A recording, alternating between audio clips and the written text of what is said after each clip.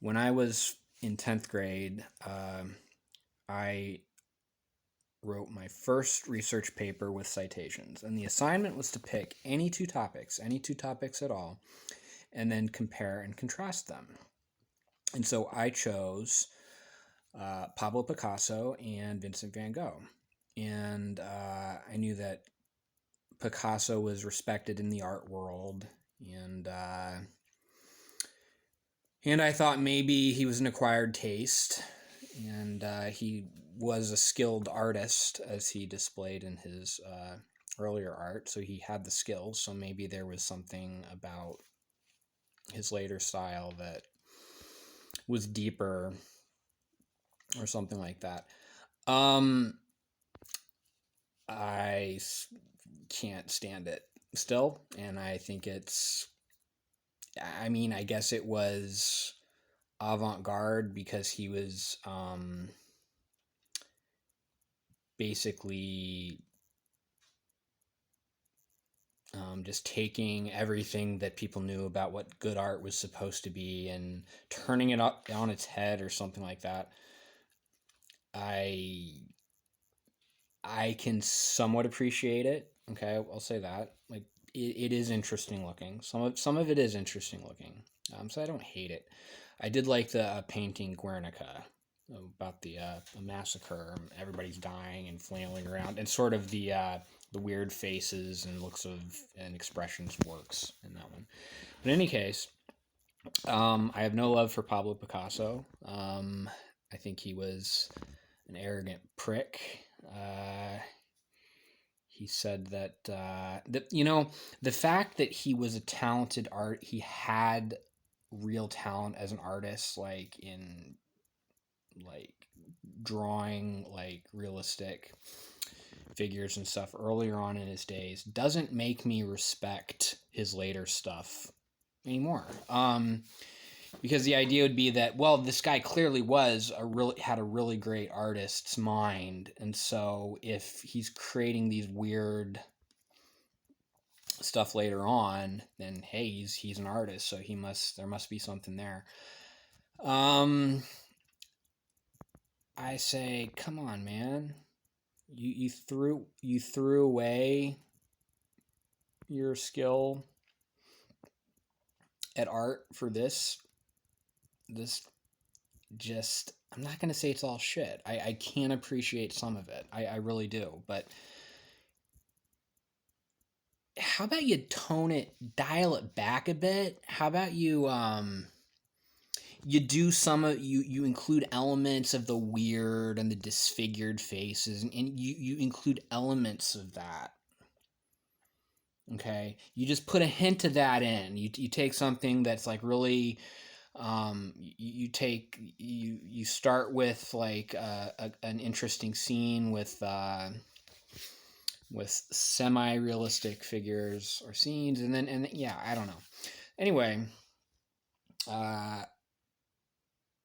was he just one of those artists that just liked to get off on himself, and like because he had been a respected artist and people appreciated his art earlier on, he just decided that um his that people would respect what he came up with just because it defied conventions, and he was like, haha, I've defied your conventions. That's a fucking ego trip, man. That's what that's not based on being an artist. That's based on that's not about love for art. That's a love for like impressing people, and being like, they'll take whatever I put out because I'm so profound. And it's like a lot of the artwork is a bunch of circle jerk. It's a circle jerk world, man. It's really rubbish. Anyway, that's what I think about Picasso. Vincent van Gogh, though, I fell in love with, and he has been my favorite artist all time ever since then. And partly because I love the art. but I also just was fascinated by the man and his story. And I felt a lot of sympathy for him because of all the stuff he went through and his mental health issues, but I couldn't necessarily relate to any of it at the time. Um, when I got older, I came to very much relate to him because turns out I ended up having bipolar, and I have experienced all the highs and lows, so I know what he was experiencing. But in any case, so let's go down. Let's talk about what was so interesting about his story. The first, and this is very sad, he actually had another older brother who had died when he was a baby before Vincent was born, and that kid's name was Vincent. And so when he died, they decided to name him Vincent. And every day on his way to school, he had to walk by a graveyard with a tombstone on it that said Vincent Van Gogh. Don't know how that affected him, if it did, but it it certainly. I'm sure that there were moments when he looked over there and he thought about it. He noticed that there's a grave with my name on it. Anyway, so he his first vocation was actually as a pastor. Believe it or not, that was his passion, and he was a pastor of a church that served the poor people, the farmers and the miners and people like that, and he painted them, and you get a sense from that he was a very compassionate guy, and and anyway, I don't remember all the details, but I'll just go over some of them. Um, Another interesting thing that a book that I read pointed out is that all of his paintings he signs just with Vincent, not Van Gogh, just Vincent. And they said it's almost like he was like reaching out, not with a title, but just his name. Just I'm Vincent. It was almost a symbolic way of just reaching out to people, and just being authentic. And so, um, and then in the last month or months of his life, when he had the other thing is he only ever sold one painting in his entire life, and that was to his brother. Mind blowing. So the last months of his life, when he had his final manic episode, and that's when he painted all of his best stuff. Starry Night, you name it. If it's one of his better known ones, it's probably during that time period. But then, of course, that includes the episode, which you got to feel sorry for him for, being crazy. He, lost his mind, but you got to admit the ear thing was a little creepy, right? Because the story is the standard story that we all know if you've ever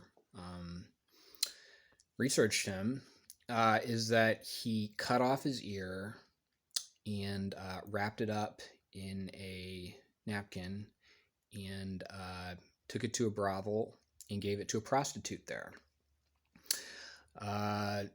But not much is ever known about who she was or what the relationship was. But it sounds like a freaking creepy, psycho stalker fetish or something like that. Right. And somebody decided to look into that and solve that mystery. Who was this girl whose ear he gifted? And they did some research, they looked up some documents, and they found out who she was. Turns out she was not a prostitute. She was a maid that cleaned the brothel.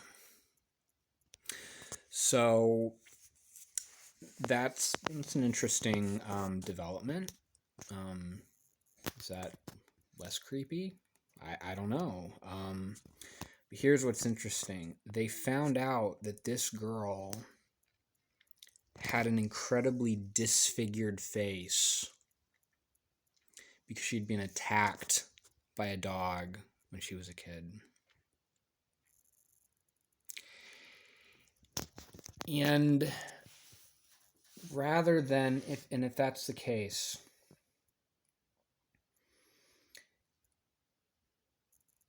rather than some sort of ear fetish,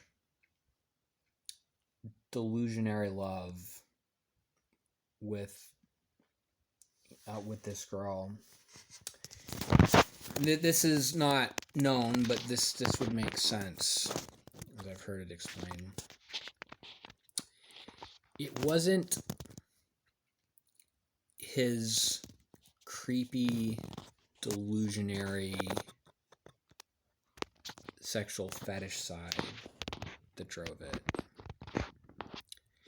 It was actually his deep, profound empathy.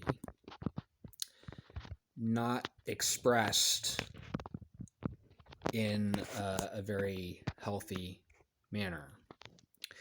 But it is probably what motivated him to do it. Because it would be almost like, because we know that he was a very deeply compassionate person. Had a lot of love and a lot of sorrow. And so it was almost like he was saying to her, "You're disfigured, and you feel alone. Guess what? I'll be there with you, and we can both have some disfigurement on our faces. And I'm willing to go through the pain of that just so that you won't be alone."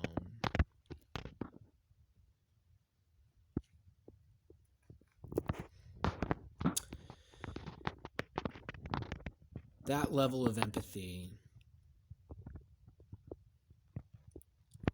is not necessarily healthy, because too much empathy can be incapacitating, and it can cause you to do things that aren't appropriate or not healthy, and can destabilize you and even cause you to lose your mind.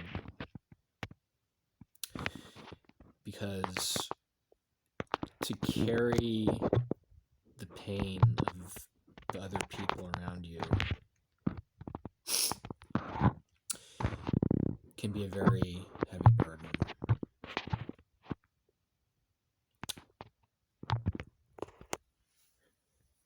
But he wasn't just carrying it around like it was put upon him. He made a choice to carry that pain, to the point where it was more painful for him to imagine the pain that she was going through and being alone than the pain of losing his own ear.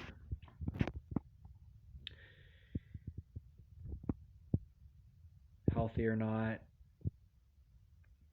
appropriate or not,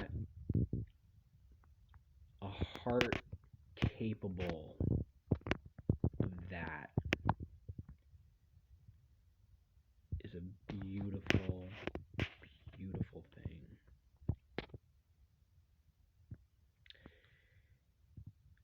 And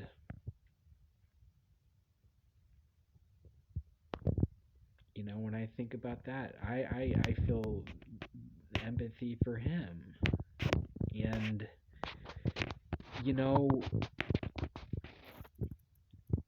we can all help carry each other's burdens. And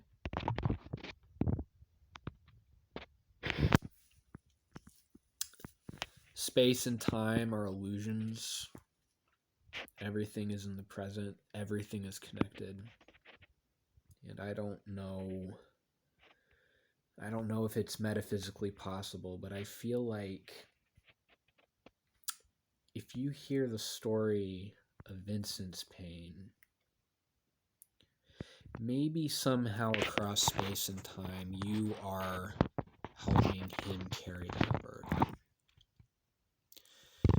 Because maybe he can look down and see how much people loved him and are willing to suffer for him the way he was willing to suffer for others. And to see that, such a tragic life. But if there is an afterlife, and I do believe there is, however tragic his short life was, cut so short, to experience the joy of love of others for eternity, or until his next incarnation, or in the next one, that's a lot greater of a thing. And so, however painful your own life is, you should know that there are others helping you carry that burden. You don't know about it, but you will. And however broken and lost you feel,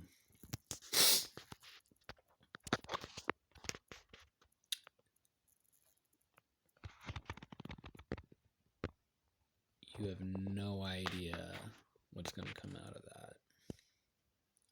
No idea.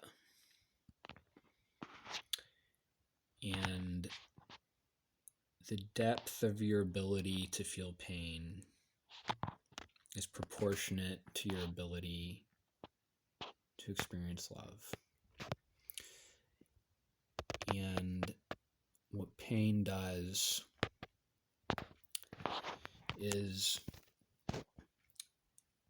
if your heart is like a cup, it can hold a certain amount of love. And large cups can hold larger amounts of love. And smaller hearts can contain small amounts of love. And God can fill your cup up however big it is. And if it's a smaller cup, that's okay. But what suffering does is it stretches the walls of our hearts. It stretches them, and the further it stretches those walls, the more and more empty you feel inside. But that emptiness, that vast void within, that aching sense of just a greater degree of all that space with no love, means that when the love does come, there'll be a lot more room to fill.